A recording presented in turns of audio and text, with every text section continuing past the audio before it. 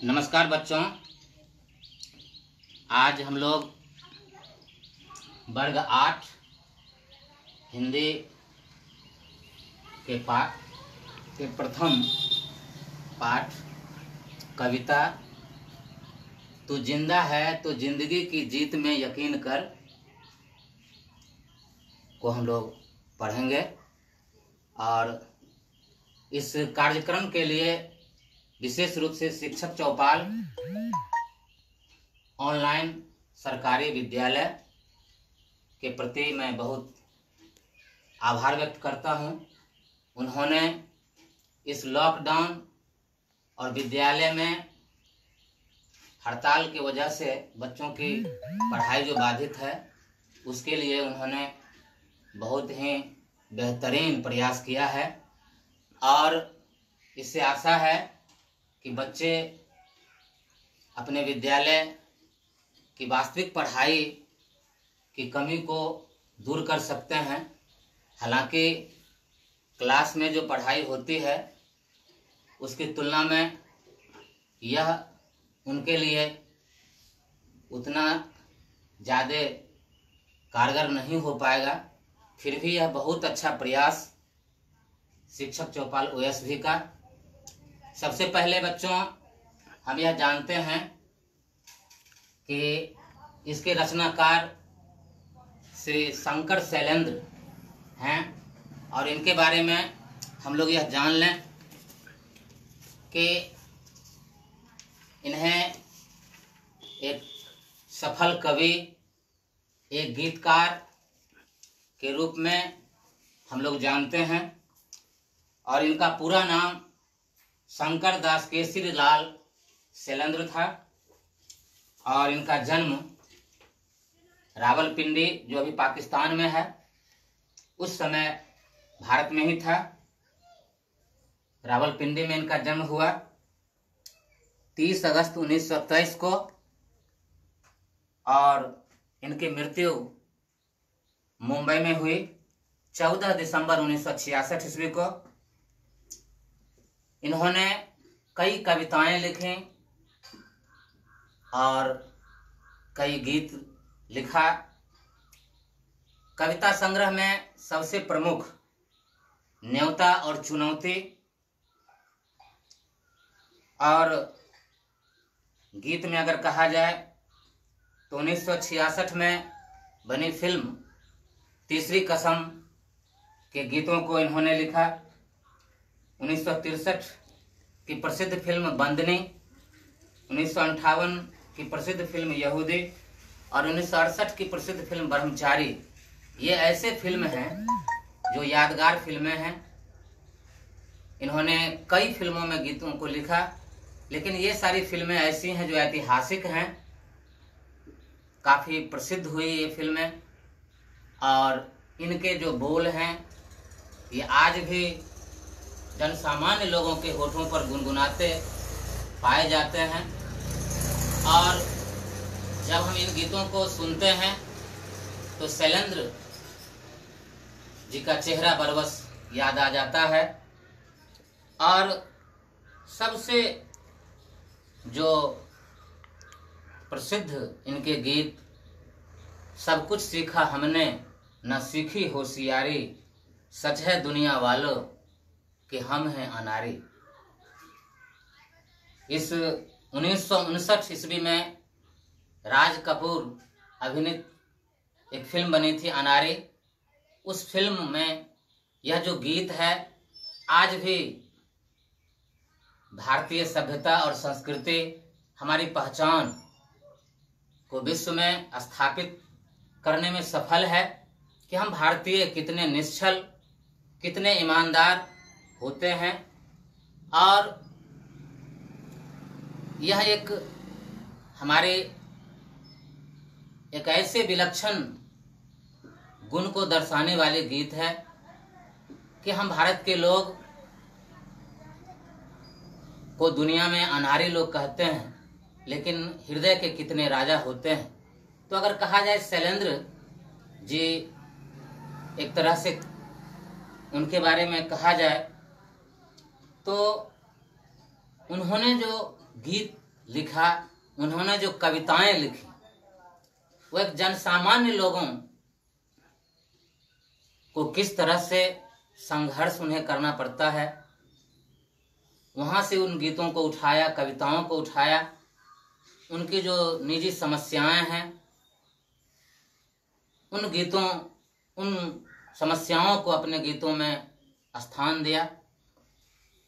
और अगर कहा जाए तो उनके कुछ अन्य कविताएं जो काफ़ी प्रचलित रहें, समूह गान, हर जोर जुल्म के टक्कर में, कल हमारा है, आओ साथ हमारे, ये सारे जो गीत हैं, उनकी जो कविताएं हैं, वो आज भी हमारे हृदय को झंकृत करती हैं। और आज उसी महान शख्सियत, महान साहित्यकार की अप्रतिम रचना, अद्भुत रचना तू जिंदा है, तू जिंदगी की जीत में यकीन कर, इस कविता का पाठ हम लोग पढ़ेंगे। सबसे पहले मैं चाहूँगा कि कोई भी कविता जो होती है वह गेय होती है, गाने योग्य होती है। और विशेष रूप से शैलेंद्र जी की जो कविताएं हैं, वो कविताएं समाज के अंतिम इकाई पर खड़े व्यक्ति के संघर्ष की कविता है। उनको यह यकीन दिलाना कि आपका संघर्ष एक दिन प्रतिफल जरूर दिलाएगा, आपका संघर्ष एक दिन आपको परिणाम जरूर दिलाएगा। आप आशा और विश्वास के साथ जो जिंदगी के कार्य हैं, जिंदगी के जो काम हैं, उनको करते रहें। और इस अद्भुत कविता को आज हम लोग पहले कोशिश करते हैं, उसको सस्वर पाठ करें, उसको गाएं। तू जिंदा है तो जिंदगी की जीत में यकीन कर, तू जिंदा है तो जिंदगी की जीत में यकीन कर, अगर कहीं है स्वर्ग तो उतार ला जमीन पर। तू जिंदा है तो जिंदगी की जीत में यकीन कर, अगर कहीं है स्वर्ग तो उतार ला जमीन पर। ये गम के और 4 दिन, सितम के और 4 दिन, ये गम के और 4 दिन, सितम के और 4 दिन, ये दिन भी जाएंगे गुजर, गुजर गए 1000 दिन, ये दिन भी जाएंगे गुजर, गुजर गए 1000 दिन। कभी तो होगी इस चमन पे भी बहार की नजर, अगर कहीं है स्वर्ग तो उतार ला जमीन पर। तू जिंदा है तो जिंदगी की जीत में यकीन कर, अगर कहीं है स्वर्ग तो उतार ला जमीन पर। सुबह और शाम के रंगे हुए गगन को चूम कर, सुबह और शाम के रंगे हुए गगन को चूम कर, तू सुन जमीन गा रही है कब से झूम झूम कर, तू सुन जमीन गा रही है कब से झूम झूम कर। तू आ मेरा श्रृंगार कर, तू आ मुझे हसीन कर, तू आ मेरा श्रृंगार कर, तू आ मुझे हसीन कर, अगर कहीं है स्वर्ग तो उतार ला जमीन पर। तू जिंदा है तो जिंदगी की जीत में यकीन कर, अगर कहीं है स्वर्ग तो उतार ला जमीन पर। 1000 भेष धर के आई मौत तेरे द्वार पर, 1000 भेष धर के आई मौत तेरे द्वार पर, मगर तुझे न छल सकी चली गई वो हार कर, मगर तुझे न छल सकी चली गई वो हार कर। हमारे कारवां को मंजिलों का इंतजार है, हमारे कारवां को मंजिलों का इंतजार है। ये आंधियां ये बिजलियों की भी पीठ पर सवार है, ये आंधियों ये बिजलियों की पीठ पर सवार है, तू आ कदम मिला के चल, तू आ कदम मिला के चल, चलेंगे एक साथ हम। अगर कहीं है स्वर्ग तो उतार ला जमीन पर, तू जिंदा है तो जिंदगी की जीत में यकीन कर। अगर कहीं है स्वर्ग तो उतार ला जमीन पर। नमी के पेट में पले अगन पले हैं जल जले, टिके न टिक सकेंगे भूख रोग के स्वराज ये, टिके न टिक सकेंगे भूख रोग के स्वराज ये।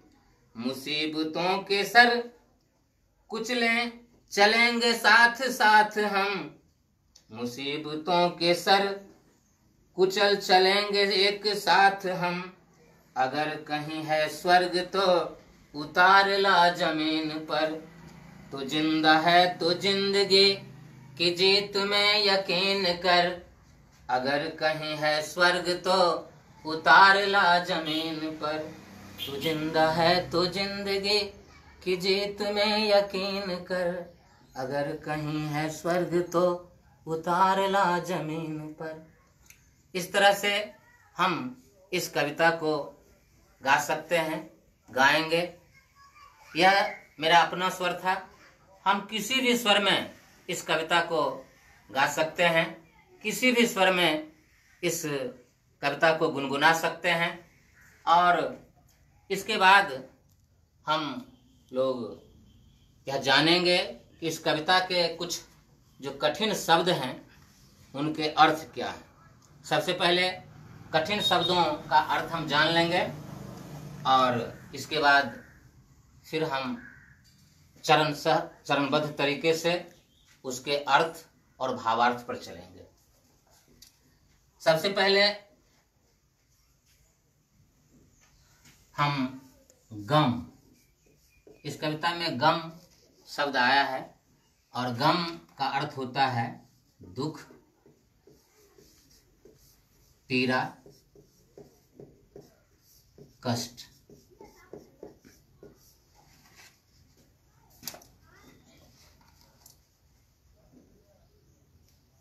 इसके बाद सितम,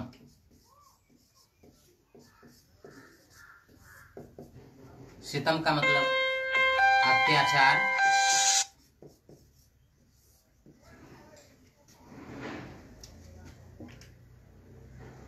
विपत्ति,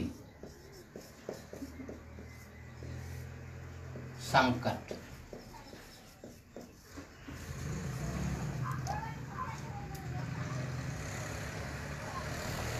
चमन, चमन का मतलब फुलवारी।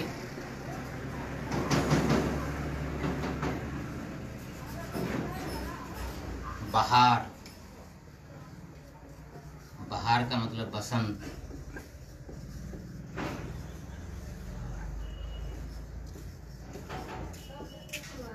अच्छे दिन।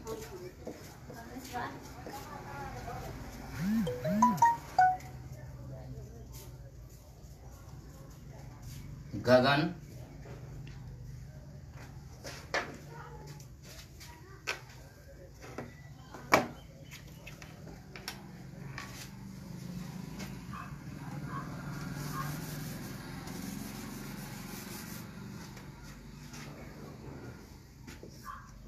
गगन, आसमान।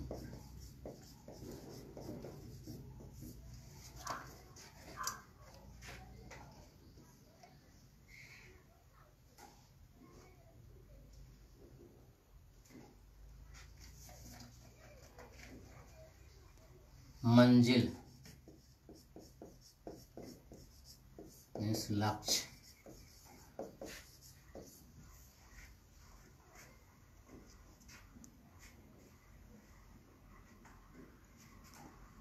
इस तरह से जो कुछ कठिन शब्द हैं उन कठिन शब्दों का अर्थ हम लोग जान लिए। अब इस कविता का हम लोग भावार्थ देखेंगे। कवि इस कविता के माध्यम से क्या हम लोगों को कहना चाहते हैं, क्या संदेश देना चाहते हैं। पहली पंक्ति है, तो जिंदा है तो जिंदगी की जीत में यकीन। यकीन का मतलब विश्वास, यानी कवि ऐसे लोगों को संबोधित करते हुए कहते हैं जो अपने जीवन में काफी मेहनत किया है, काफी परिश्रम किया है, लेकिन उस मेहनत, उस परिश्रम का परिणाम उन्हें हासिल नहीं हो पाया। कभी कभी हम हताश हो जाते हैं, निराश हो जाते हैं, और कभी कभी हम लोगों को ऐसा लगता है कि सफलता शायद हमारे किस्मत में लिखा हुआ नहीं है, और आदमी वहीं से काम करना छोड़ देता है, वह अवसाद में चला जाता है, वह दबाव, मानसिक तनाव में चला जाता है। और विश्व स्वास्थ्य संगठन ने वर्तमान सदी, वर्तमान जो दशक है, इस दशक को तनाव का दशक कहा है, दबाव का दशक कहा है। लोग अवसाद के शिकार हो रहे हैं, तनाव के शिकार हो रहे हैं, और ऐसी परिस्थिति में प्रोत्साहित करने के लिए, उन्हें प्रेरित करने के लिए, उन्हें आगे बढ़ने के लिए कहने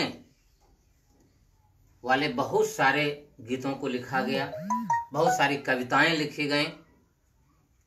और वर्तमान जो कविता है यह काफी लोकप्रिय कविता है, और इसके माध्यम से कवि उन सारे लोगों को संबोधित करते हुए कहते हैं कि अगर आप जिंदा हैं, जिंदा का मतलब ही होता है कि कार्यशीलता, सक्रियता।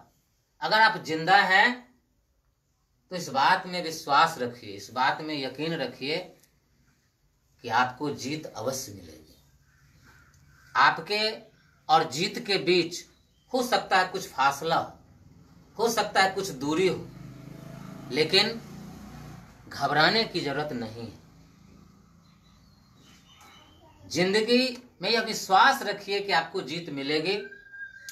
अगर कहीं है स्वर्ग तो उतार ला जमीन पर। कवि ने यह कहा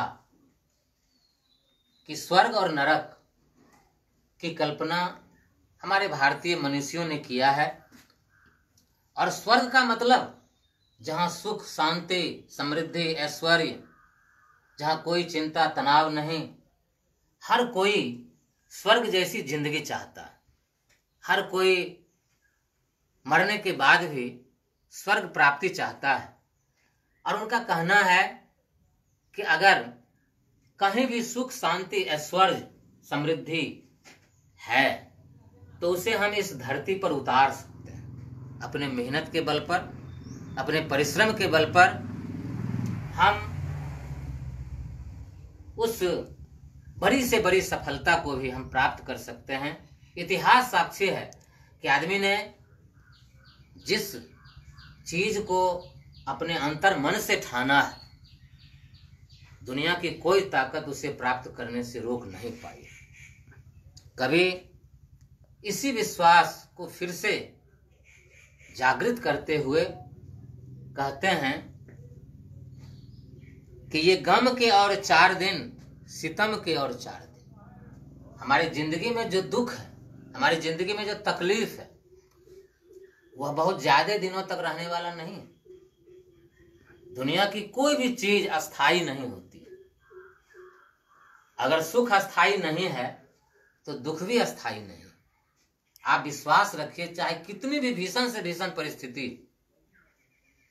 अभी बच्चों, हम लोग कोरोना जैसी महामारी का सामना कर रहे हैं और सारे लोग लॉकडाउन की स्थिति में हैं, लेकिन यह कविता आज की परिस्थिति में भी काफी प्रासंगिक है कि ये गम के और 4 दिन, सितम के और 4 दिन।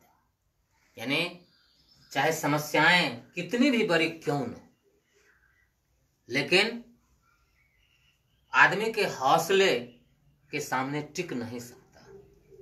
आदमी के साहस और उसके आगे बढ़ने की जो प्रेरणा है, आगे बढ़ने का जो जज्बा है, उसके सामने कोई भी समस्याएं टिक नहीं सकती। कवि का कहना है कि ये गम के और 4 दिन, सितम के और 4 दिन, ये दिन भी जाएंगे गुजर, गुजर गए 1000 दिन। जिस तरह से हजारों दिन हमने संकटों के दिन को भी गुजारा, विपत्तियों के दिन को भी गुजारा, सुख के दिन को भी गुजारा, जिस तरह से 1000 दिन गुजर गए, कोई भी दिन रहा नहीं है, उस तरह से यह संकट का दौर भी गुजर जाएगा। इत्मीनान रखिए, विश्वास रखिए, ये दिन भी अस्थाई नहीं रहेंगे, ये दिन भी गुजर जाएंगे। आगे कवि ने कहा है, कभी तो होगी इस चमन पे भी बहार की नजर। हो सकता है कि हमारी जिंदगी में पतझड़ ही पतझड़ है, हमारी जिंदगी में दुख ही दुख, हमारी जिंदगी में संकट ही संकट है, लेकिन कभी न कभी ये पतझड़ का दिन भी गुजर जाएगा,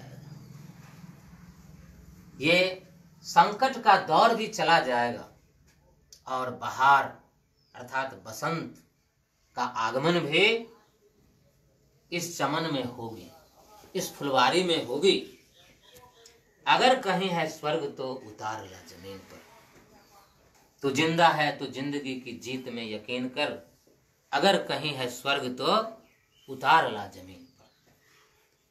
आगे उन्होंने कहा है, सुबह और शाम के रंगे हुए गगन को चूम कर। सुबह में भी हम देखते हैं प्रकृति की लीला कितनी न्यारी है। सूरज जिस समय उगते हैं उस समय भी आसमान का रंग लाल, शाम में जिस समय डूबते हैं उस समय भी आसमान का रंग लाल। ये सिंदूरी रंग दोनों समय यानी उत्थान और पतन दोनों समय में आसमान का रंग एक जैसा, उगने और डूबने के समय दोनों समय में आसमान का रंग एक जैसा एक इशारा है कि संपत्ति हो चाहे विपत्ति हो, हम उसे समभाव से स्वीकार करें, हम उसे एक जैसी मनोदशा से स्वीकार करें। ऐसा नहीं हो कि संपत्ति में हम इतने खुश हो जाएं, हम इतने बौड़ा जाएं कि हम में अहंकार की बू आने लगे, हम उच्छृंखल होने लगें और पतन का मतलब संकट के समय, विपत्ति के समय, दुख के समय हम इतने न हताश हो जाएं, इतने न उदास हो जाएं कि हमारी जिंदगी का कोई अर्थ ही नहीं रह जाए। तो ऐसी परिस्थिति में कवि सावधान हमें करते हैं, कहते हैं कि दोनों ही स्थिति चूंकि ईश्वर ने ही दिया है, समभाव से स्वीकार। अगर संपत्ति का समय उन्होंने दिया तो विपत्ति का भी समय उन्होंने ही दिया।